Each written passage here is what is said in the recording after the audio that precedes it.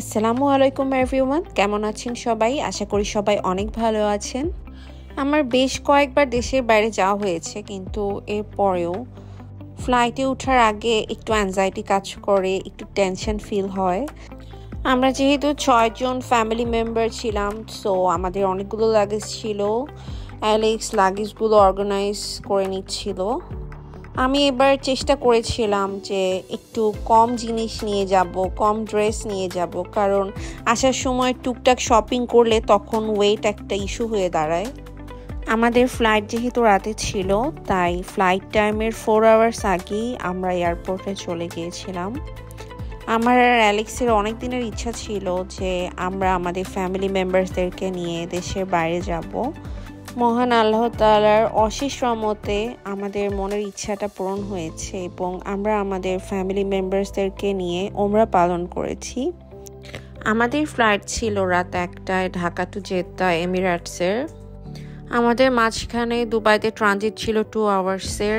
And এয়ারপোর্টে যাওয়ার পরপরই আমরা আর্লি চেকিং করি, অ্যান্ড দেন ইমিগ্রেশন কমপ্লিট করে আমরা ওয়েটিং লাউঞ্জের দিকে যাচ্ছিলাম।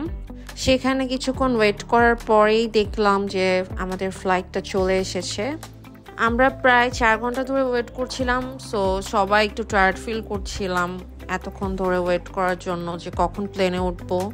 আমরা বাসা থেকে বের হওয়ার আগেও খেয়েই বের হয়েছিলাম, আমি রান্না করেছিলাম, কিন্তু এর পরেও ওয়েট করতে করতে আমাদের সবারই একটু ক্ষুধা লেগে গিয়েছিল। আমরা কোনো এজেন্সির মাধ্যমে যাইনি, অ্যালেক্স বাসায় বসেই সব কিছু অ্যারেঞ্জ করেছে। সৌদির নতুন নিয়ম অনুযায়ী সবাইকে অবশ্যই বায়োমেট্রিক ফিঙ্গারপ্রিন্ট কমপ্লিট করতে হবে। এটা বাসায় বসেই করা যায়। অ্যান্ড্রয়েড বা আইফোন ইউজ করেই ফিঙ্গারপ্রিন্ট প্রসেসটি কমপ্লিট করা যায়। সেই ক্ষেত্রে ফিঙ্গারের পিছনে অবশ্যই ডার্ক ব্যাকগ্রাউন্ড রাখতে হবে। আপনারা কোনো কালো কালার কাপড় ইউজ করতে পারেন, তাহলে ইজিলি এটা অ্যাকসেপ্ট হয়ে যায়। ফাইনালি আমরা প্লেনে উঠে গিয়েছি। অ্যান্ড আমরা যেহেতু 6 জন ছিলাম, সো আমরা চাচ্ছিলাম যে আমরা যেন কাছাকাছি থাকি সবাই, কারো সিট যাতে আলাদা না হয়ে যায়। যেহেতু আমার আব্বু আম্মু ছিল অ্যান্ড অ্যালেক্সেরও আম্মু ছিল, সো আমাদের কাছাকাছি সিট হলে আমরা একটু তাদেরকে সাপোর্ট দিতে পারবো।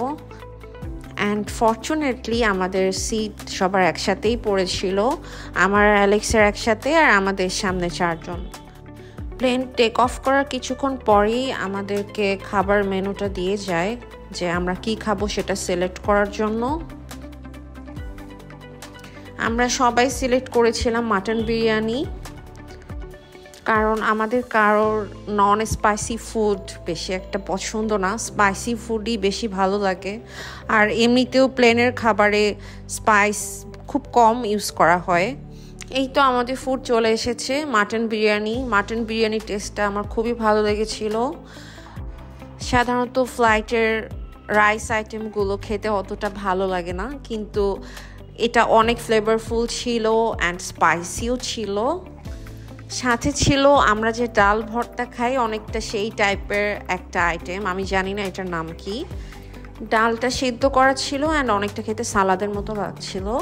আর এটা একটা সুইট ছিল, এটা অনেক বেশি মিষ্টি ছিল, তাই আমি পুরাটা শেষ করতে পারিনি, আমি অর্ধেক খেয়েছি। আর সাথে আমি আর অ্যালেক্স দুইজনই ম্যাঙ্গো জুস নিয়েছিলাম।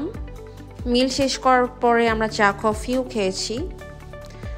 Thanks for watching our video and don't forget to subscribe.